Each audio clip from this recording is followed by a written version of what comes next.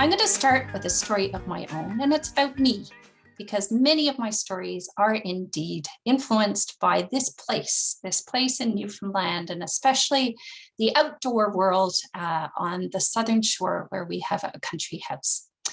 So it starts in the late summer, and I was out picking berries, blackberries. You know them as blackberries, but I also know them as dewberries.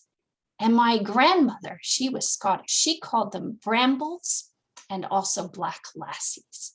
But whatever you call them, they are juicy and sweet and so good.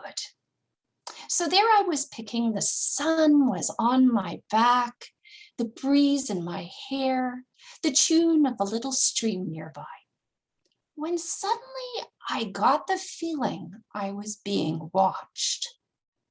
So I looked around, and over in the trees, I was sure I had seen someone small, someone dressed in the colors of nature. Well, just then, a little man stepped out into the clearing, and he looked just as surprised that I had seen him. I felt a little panic well up in me, because clearly this was someone of the fairy world. And I had heard the stories, and I knew I should be wary. But you know what? He handed out his hand to me. He said, "John Meadows at your service." And he had little crinkles in the corners of his eyes, and he looked so merry and bright that my fear just slid away. We got talking then. "You can call me Long John," he said, although he was no bigger than up to my knee. Well, after a time, he said, would I like to go and see where he lived? Because there was a whole little village. "Oh, yes," I said. I mean, it's not every day you have this kind of opportunity. Well, he led me into the forest. And truly, this path was much more suited to a small person or perhaps a rabbit than to the likes of me. So I was pushing through the branches, but finally we came to this clearing. It was amazing. There were stone walls that reached up, and in the face of the stone were little doors.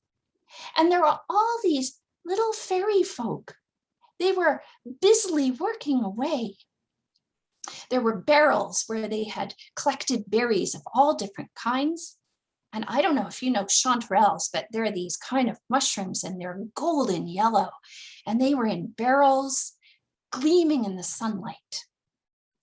Well, there was a few men, little men, and they were pulling this big trout up a little pathway, and they were singing, and they were so happy because this huge trout was going to be enough for meals for many days. It was a very happy, warm, welcoming place.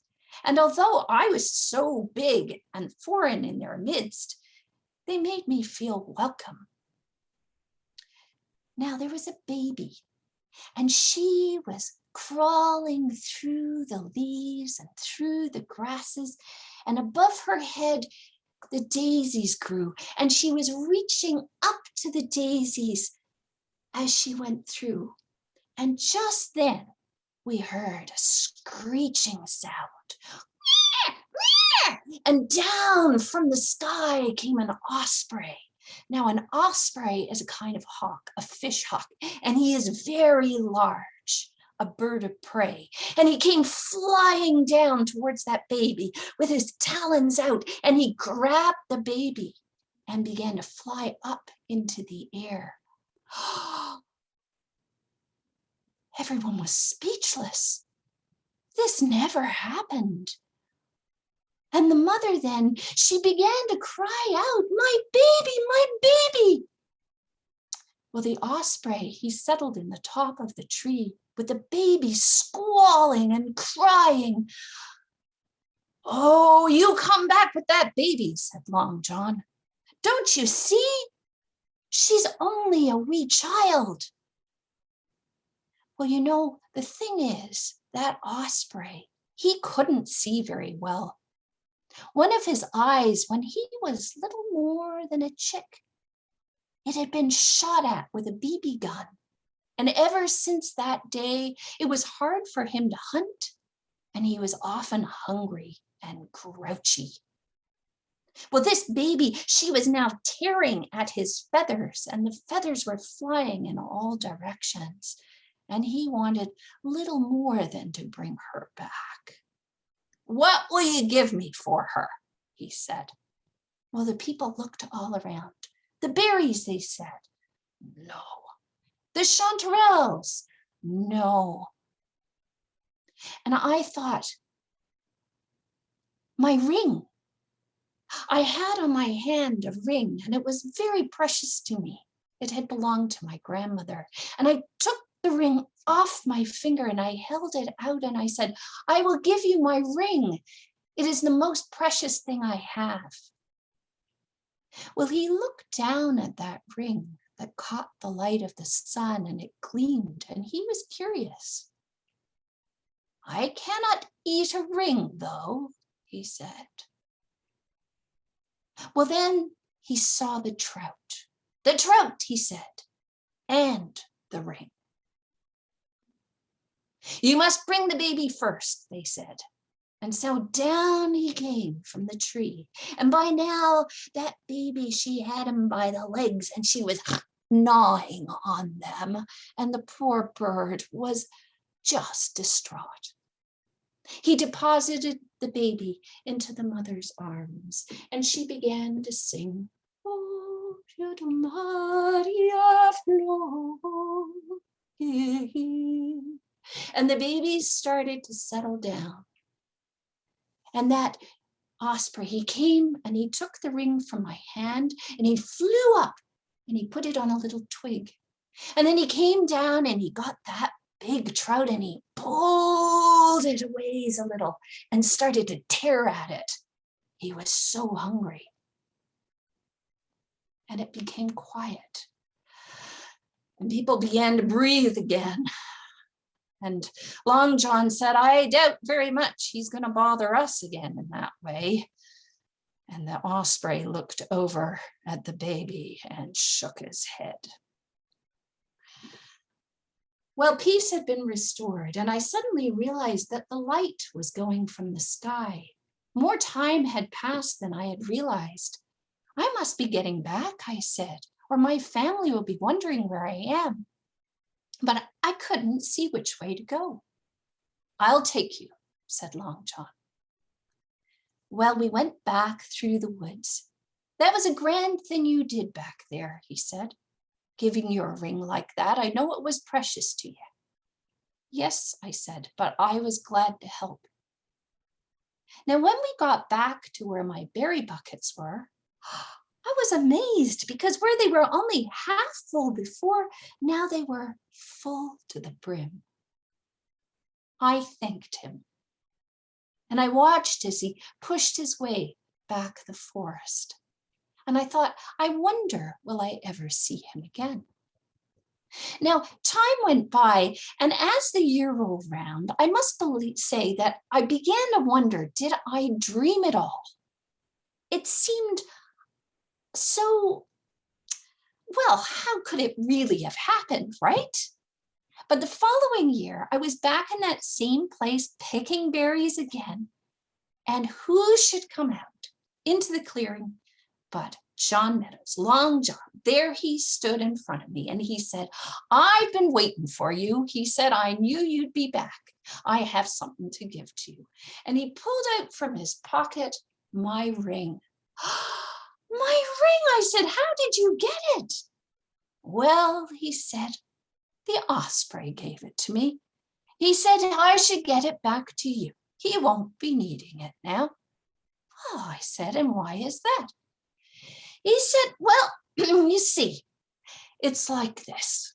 He got himself a mate, and she helps him hunt, and he's not hungry anymore. He's much happier these days. And do you know, we're all good friends now.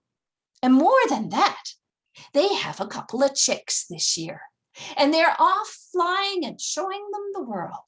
They'll be back one of these days. But anyway, he said he had no need of your ring, and so here it is. Well, that's wonderful, I said. That is such a nice ending. But are you sure you don't want the ring as a memory of me?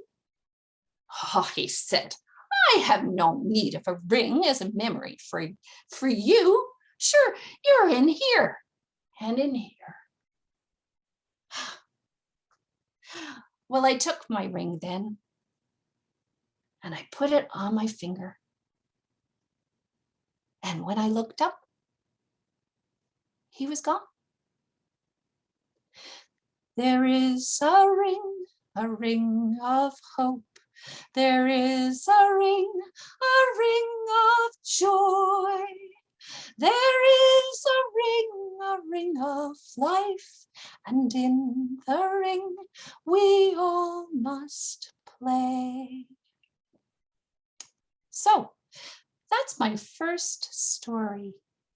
And it's about me, and it's about places that I spend time, and it's about the culture here a little bit.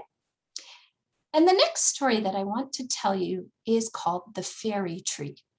And this story I heard many years ago, and I couldn't remember it exactly, and I couldn't find it anywhere. And so this is my version. And of course, with telling stories, the beautiful thing is we can hear it and then we can tell it in our own way. And perhaps some of you may want to do that after you hear these stories. You may want to share them with other people in your own voice and in your own way. This is an Irish story. It's very old. And in Newfoundland, where I live, there are many Irish people that came here many years ago, and especially in the area where we have a house. So it's very much part of the culture here. And I imagine this place, as well as Ireland, when I tell it. It goes like this. Michael lived with his mother, Claire, in a little old house in the country.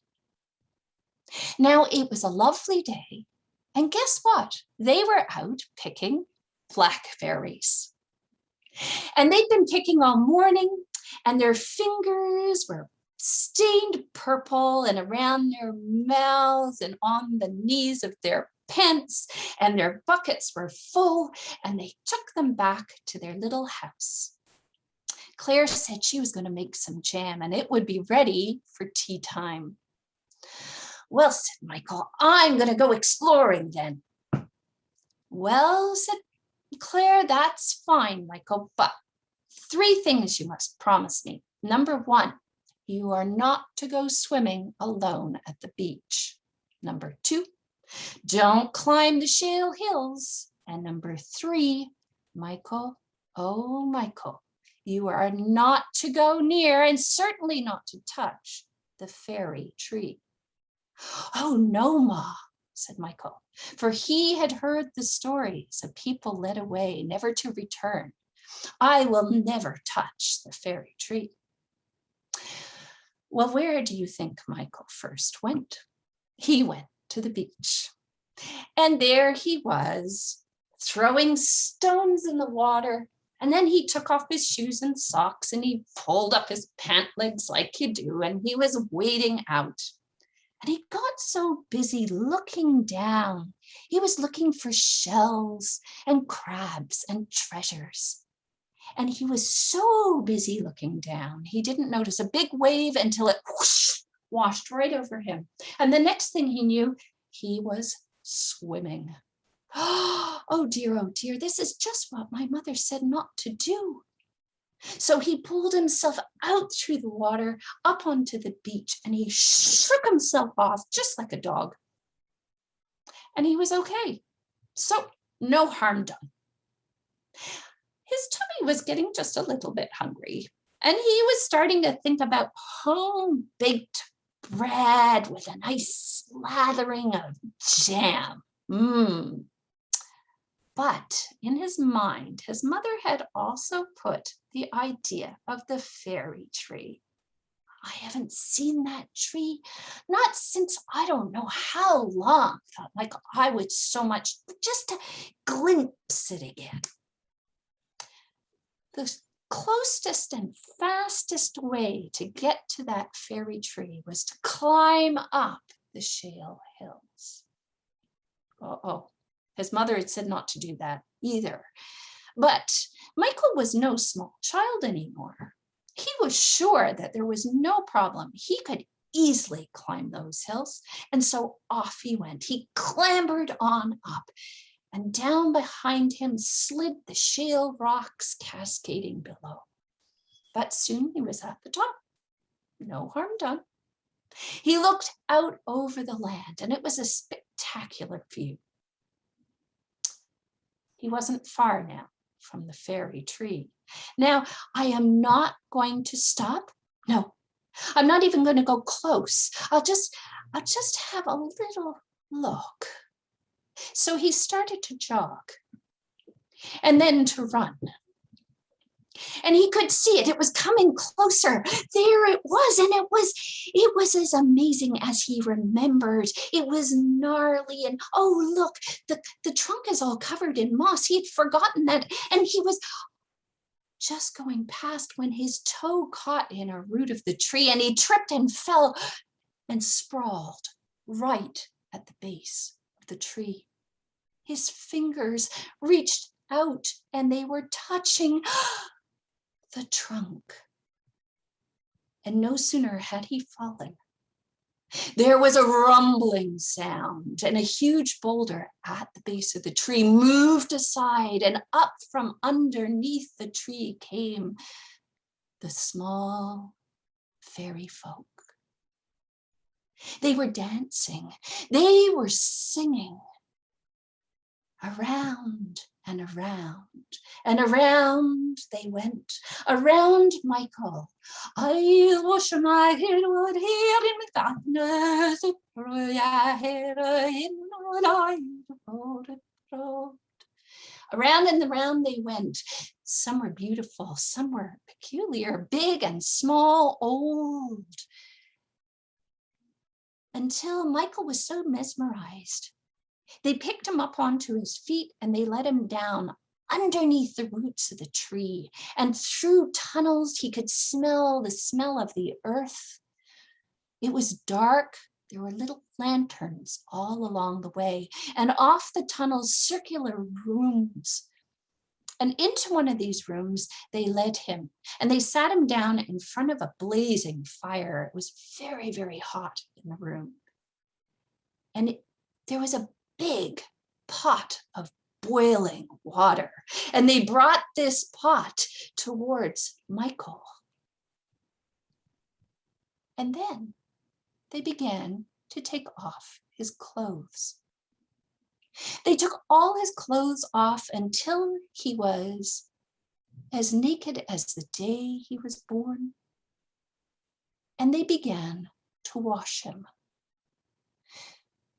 And with every wipe and every wash, they spoke. And at first, Michael could not understand a word of what they were saying.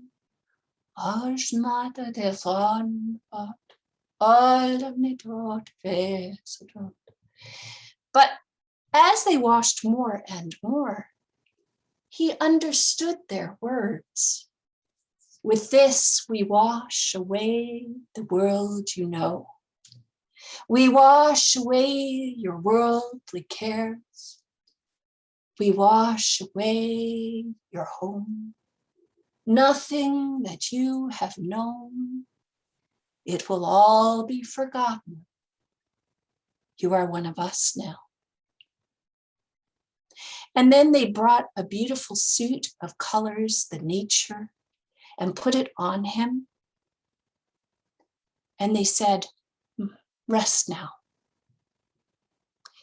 A beautiful looking fairy brought him cake and dew in a glass that sparkled. We will leave you, they said, and out of the door they went. Now, probably like you and like me, Michael loved cake. He absolutely adored cake. But do you think he ate even a little bite of that cake? No. And not a sip of that dew either. Because for all they said that he would not remember who he was or his home, he did. He remembered that he was Michael. He remembered his little house in the country. And when he closed his eyes, he could see his mother Claire. And he knew that she would be so worried about him. He had to get out of there. And so he crept to the entrance to the tunnel, and he looked up and he looked down, and there was no one in sight, although he could hear voices in the distance. And he started to feel his way along the tunnel, knowing which way he had come. And he finally came to that huge boulder. How will I ever move such a huge boulder? But when he touched it, it actually shifted aside as if by magic, but with a rumbling sound. And now down the hall, he could hear them coming, the footsteps, the cries, he's away, catch him. But he was up and out of the tunnel. He was breathing in the air of the world he loved so well. And he was running faster than he had ever run in his whole life before. Now back at the house, Claire had been waiting. She had finished making that jam long ago, and she had boiled the kettle. And now, where was her son? Had he gone to the beach? Had he climbed the Shale Hills? Oh, surely not. Surely he had not touched the fairy tree. Where should she go? And so she went nowhere. She paced back and forth and waited and wished and saw all kinds of horrible things in her mind, as parents sometimes do about their children. But now, there he was, and he was running towards her. He was wearing strange clothes, and he had a look on his face she had never seen before, and she knew. Well, Michael came running up into her arms, and she embraced him. And he was breathing so hard. And she held him a while he sobbed. And then finally, she held him away from her and she looked at him. And he was cleaner than she had ever seen. Michael, she said, oh, Michael, you went swimming, didn't you, on the beach? Yes. Oh, and Michael, you climbed the Shale Hills, didn't you? Oh, and Michael, you touched the fairy tree. Yes! And it came pouring and stuttering and spluttering out of him the story of what had happened, until finally Claire said, Michael, hush now. Come into the house. And she sat him in front of their fire, a warming fire, in the room he had known since he was a child. And she took away those clothes and she kept them for future, for memory. And she brought him his pajamas and he put them on. And she brought him a sweet cup of tea, because that is always a good thing when you have had a shock. And she brought him a piece of fresh baked bread slathered thickly with homemade blackberry jam. And after a time, he was calmer. And she said, Michael, you know, there's something I do not understand. How is it that they told you you would remember nothing, and yet here you are, safely home with me? I don't know, said Michael. I thought of you. She said, let me have a look. She looked behind his ears. She looked behind his toes, behind his knees. She took his hands in hers and she searched. And finally, she found it. Lodged deeply underneath one of his fingernails was a thorn from the blackberry bushes from that morning. Something of this world he knew, something tiny, but enough to hold him, to return him to her.